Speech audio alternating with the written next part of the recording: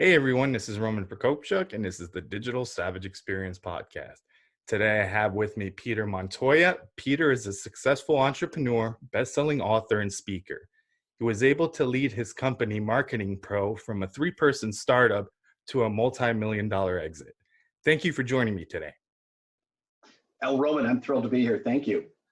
My pleasure. I'm glad you were able to jump on today. So tell me a little bit about your journey. How did you get to where you are today? Good question. I went to college thinking that I wanted to be a politician. So I got a degree in political science. But when I graduated, realized I did not have the ambition or sex drive for politics. So with a political science degree, you only have a couple of choices. You can become a bartender, you can go to law school or sales. And I just didn't have the scholarship abilities for law school. So I went to sales. I went to work for the biggest motivational speaker in the world back in 1993, and that was what's called a FSR, or a frontman. So my job was to go in advance of him, 2 months in advance, and sell tickets to his one-day motivational sales rally. I did that for 5 years. And then, at the wise age of 28, I realized I knew it all and I was ready to go in business for myself. So I started an advertising agency specializing in financial advisors. I wrote my first book called The Brand Called You, and I specialized in personal branding. It was kind of I was a front runner in that field back in 98 and 99. I really found that that business was tough. I did 2,000 keynote presentations on The Brand Called You. I created thousands upon thousands of custom branding pieces for financial advisors. And the business model was brutal in that I was constantly having to eat what I hunted. It was a hunt to eat model, and it was just brutal. I had to I had to sell two, three, $400,000 a month just to keep the lights on at $5,000 a piece. I was, a sales machine, but it was just, sucking the life out of me. So in 2006, I realized that I wanted a recurring revenue model. So I started an automated marketing company called Marketing Pro, where we created marketing content, financial articles, newsletters, anything that a financial planner might send to their clients. We created it. We created a system which got compliance approval, and then I built a subscription model. At first for $10 a month, and then I raised prices to eventually $25 and then $50 a month, and I was able to sell that company, Marketing Pro, in 2018. And now I'm really pursuing my first passion, my forever passion, which is leadership development. Yeah, that's awesome. And I think in terms of moving to a recurring revenue model, I think that's important Mm. for a lot of businesses and adds that value kind of pre-sale as well. So, what are some of the things that obviously you started with the three-person company? What are some of the things you kind of struggled with in terms of scaling? Obviously, some of those are reoccurring from company to company, but what do you think was kind of like the major obstacle you had to overcome in terms of scaling and then obviously finally selling the company? Yeah, I think I really defied the odds in that I was going into that business of a software business with over $1 million in debt. So I was trying to service the debt while finishing up my advertising clients and then starting a software business, and I had no software experience. So the reason I got lucky is that I already had a really good name in the financial services industry. I decided to niche my product. That was probably one of the smartest things that I did, although I didn't know I was doing it. So the more competition you have, the more specialized you have to be. So if I had tried to be a marketing automation platform for everybody, I would have gotten slaughtered. I would never have left the gates. But since I was smart enough to just go with my niche, I was able to build enough momentum. So the problem with the recurring revenue model is all about velocity. It takes 2 years or 3 years once you hit the marketplace to have enough revenue that it's recurring enough to pay for itself. So starting in a niche, starting where I already knew, also the big thing is I knew what the problem was in the marketplace and I solved it. So I started very simple and narrow, and that was my saving grace. Yeah, and I think it's important to kind of highlight a lot of companies start and try to be everything for everyone. So if they don't Hmm. drill down, if you're everything for everyone, you're going to compete with everyone in that space. So figuring out, like you said, what your niche is very important early on to kind of establish who you are, your identity, and then eventually, obviously, scale a company. Exactly right. I mean, so Salesforce, you look at it, was the first online CRM, and it was very, very broad, but they could do that. Why? They were first in the marketplace and they had tons and tons of money behind them. So if you want to be able to build a CRM for all small businesses right now, you would have a very uphill battle. If I was trying to build a CRM or a marketing product, I once again would pick a niche out in the marketplace. Yeah, I agree. So, what motivates you to succeed? Obviously, those motivations may have changed over the years, but what kind of currently motivates you to succeed?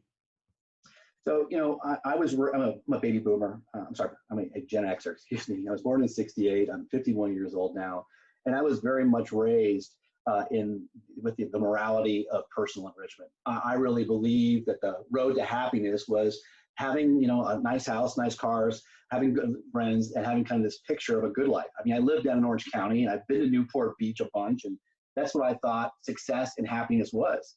And what I've realized is I had it completely wrong. The millennials have it much more right, in that we want to live a purpose driven life. And so I was really focused only on making a lot of money. That was my only focus, and a success at any cost. And now I really want to have impact is much more important to me than making money. And the truth is, doing good is good business. So my why now, why I get up in the morning, is I want to help continue leading businesses to find their intrinsic motivation, empower their people, so their people bring all of their passion, innovation to help grow the business to make a positive impact in the world. I really think that the governments of the world are failing us right now and not doing nearly enough to protect human beings and human life and the environment. And so I think that small businesses really play a role and making a positive impact. So my job is to help business leaders be profitable and also be an impact-driven business. Yeah, I agree. I am a millennial. I actually just turned 36 this week.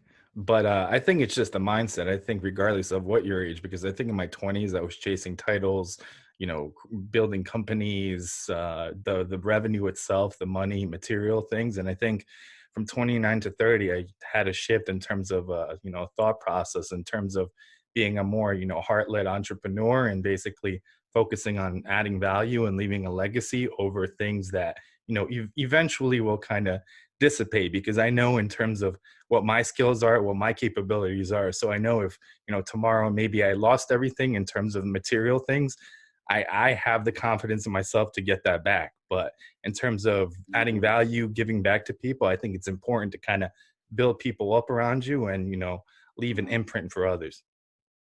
Oh, I think so too. So, 20 years ago, there was a great book by Michael Gerber called The E Myth. And the central notion of that book was don't work in the business, work on the business. That was kind of his central thesis, which I really agreed with at the time.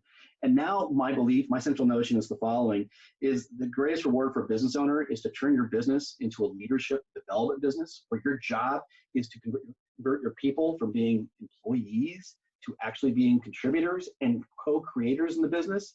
And now it's not just you working in the business, it's everyone is working on the business, and you are no longer alone. So it's really important to have what I call the golden star lined in there, so people know what the impact of your business is. That means your mission, your vision, your purpose, your values, and also what I call your meta value.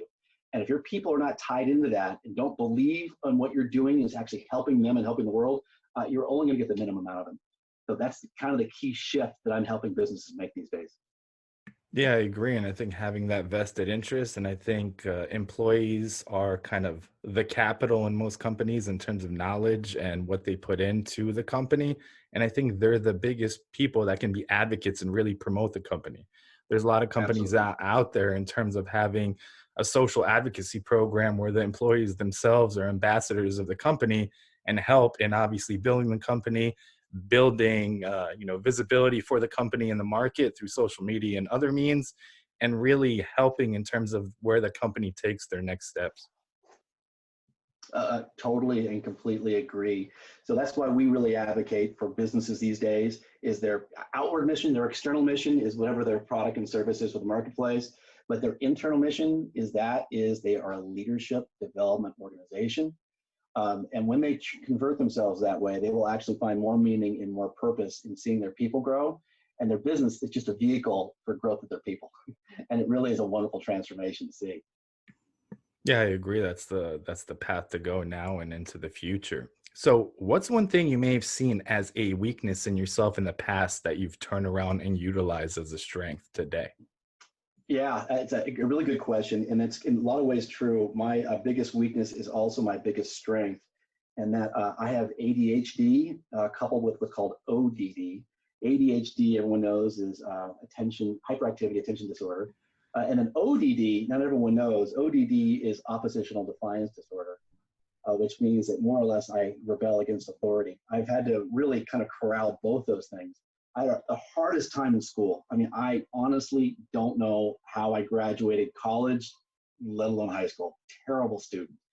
I like to think of myself as a reasonably intelligent person, but what happened was, as soon as I got into the workforce, I went from being a person who could barely study, barely stay focused, and as soon as I got in the workforce, and I actually was able to see these short-term rewards for everything I was doing, I got fully harnessed, and I was able to work 12 hours a day, put my head down, and get a bunch of work done. So it's a huge superpower. And the problem with ADHD is that when you're uninterested, you have no focus. So as long as it has my focus, you get me 125% of me. And when it doesn't have my focus, I have no interest whatsoever. So I've really learned to use that to make sure I'm passionate about what I'm doing, driving my business forward. Yeah, that's interesting. My wife and I are foster parents, and since June of Oh, good for 2018, you. we've had 20 kids during this COVID stay-at-home Oh thing. my gosh, that's amazing. Yeah, we've had four boys under the age of six, and he had Wow. ADHD and ODD. So it was Yeah. interesting getting him in and really channeling that aggression and that defiance into something positive. And it's interesting that obviously you had that and you were able to channel it in a positive direction. Oh, Roman, man, I thank you so much for your contribution to the world on that. I can only imagine the nights you and your wife had of absolutely pulling your hair out when you're asking him to, brush his teeth and he says no. You ask him to have dinner, he says no. No matter what you ask him to do, they rebel against everything. If you need somebody else to talk to him who's not you and who's actually succeeded, please let me know. I'd love to have a conversation with him. So give him a little insight for someone who's survived through that. Yeah, it's I mean, it's sad seeing the stories that we get, the kids that come from abuse and Mm, neglect, and it's coupled with him being physically abused, him seeing abuse. So a lot of it is a generational cycle that hopefully he's able to break with, the positive, influences he has in his life or currently in his life. yeah. And to me, I really think that the best synonym for parenting, believe it or not, is leadership development. So parenting is to develop children to become independent, responsible, emotional, healthy, and happy adults. And that is a leadership process. No, it definitely is. It's kind of one of the hardest things, especially we get a child, we get limited facts about them. A lot of the Mm, time, they're just removed from that, toxic situation of abuse and neglect. And you really have to figure out what makes a child tick, how to kind of comfort them, how to get them back to some kind of normalcy in terms of feeling safe, and then putting down ground rules in terms of different guidelines, rules for the home. And I think structure and a schedule is really important when children don't have, any hmm. normalcy or chaos in their life. So knowing when they're eating, uh, a lot of them don't eat a meal or have dinner or breakfast or lunch consistently. So knowing that they wake up and at 9 they have breakfast, at 2 they have lunch, at 6 they have dinner, really goes a long way because it kind of comforts them and they know it's coming. So I think Right. having structure, schedules, and things like that really helps in that process as well. I couldn't agree more. And I've noticed the same thing with my son who has ODD. And the funny thing is, we create these structures for them. They rebel against the structure. They don't want it. And at the end, once they kind of acquiesce to it, it's actually really good for them. So it's kind of a funny thing that they don't want it, but it's what they need. Yeah, I agree. So, what's one piece of advice you can leave with the audience, personal or professional? Oh, wow. To me, well, I'll tell you what, I'll start with this. I really believe there are no business problems. There are only personal problems that manifest themselves in business. So a lot of times we like to think that we are robots and that we compartmentalize our personal lives and our emotions away from the business, and that is not true. So 99.99% of the time when I'm working with business leaders, we go and delve into something personal because those personal issues will affect their decision-making ability. Whenever we have unresolved anger, resentment, self-loathing, guilt, and shame, that will manifest itself in our decision-making abilities. It creates anxiety, depression, and tension, and it makes having candid conversations with our coworkers or even receiving feedback nearly impossible. So I guess my advice is to realize that you are a whole human and there is no separating your personal life from your business life and just being a professional. You bring the personal along with it. And any of those unresolved issues, you got to tackle them, bro. there is no hiding. There's no hiding from that. No compartmentalizing. There's no suppression. It will all eventually manifest itself in your business. Yeah, I agree. And I think taking care of those problems first, I actually had, I believe, like 30 or 40 episodes ago, a behavioral specialist that works with Fortune companies. So they make impactful decisions with taking emotion out of the decision. So they're not swayed by external factors. So like the decision is purely made on facts, and hopefully will be the right decision in terms of where the company is going. Because a lot of the time, like you said, you're taking personal things, emotions into the situation, and you may not have a clear mind in terms of making a business decision in that sense. Yeah, that's exactly it. So, I mean, so when, I talk about integrity, and I hate to say I teach integrity. And the reason I say I talk about integrity is I aspire to be a more integrous person like everybody else. And it's a struggle for me like anybody else. And there's actually four pillars of integrity. And the first two you probably know. Number one is honest. And the biggest problem with honesty for most people is that we oftentimes kind of dilute ourselves. We soften a lot of the things that are going on with us. Second pillar is keeping agreements. Third is being of high character, which means doing the right thing, making sure there's a win-win scenario with everyone you deal with. And number four is that of being whole. And that of being whole means that we're constantly tending to our own gardens and we're constantly weeding out unresolved issues on a regular basis. Bottom line, and we have all had this experience before, is that hurt people will hurt other people. So the more damage you have inside you that you're carrying around, you will lash out and hurt other people in various ways. No matter how together we think we've got it, all of us have some gardening to do and some weed tending to pull out on a regular basis. It's just part of the human experience. So it's a critical part, I think, of the integrity model. Yeah, I agree. And it's like one of those things like compounded interest. So that stuff that you build in keeps growing and growing and building. Eventually, it has to find an outlet, and usually it explodes and then negatively impacts usually the people closest around you, your friends, your family, your loved ones. That's exactly right. I'm going to steal that metaphor from you, Roman, about the compound interest. I'm going to take that and I'm going to forget that you told it to me. So forgive me. I'm giving you credit now, but I'm going to forget it later. But yeah, you're absolutely right. I was talking with a special forces operator, and I was asking him, how do you compartmentalize the violence? How do you put that away so you can do your job? And he says, there is no such thing as compartmentalization. There's only repression, suppression, and then an eventual explosion. It all eventually comes back out again. Yeah, I agree. So I really appreciate you coming on today. Can you let the audience know how they can find you or anything else you have going on? Yeah.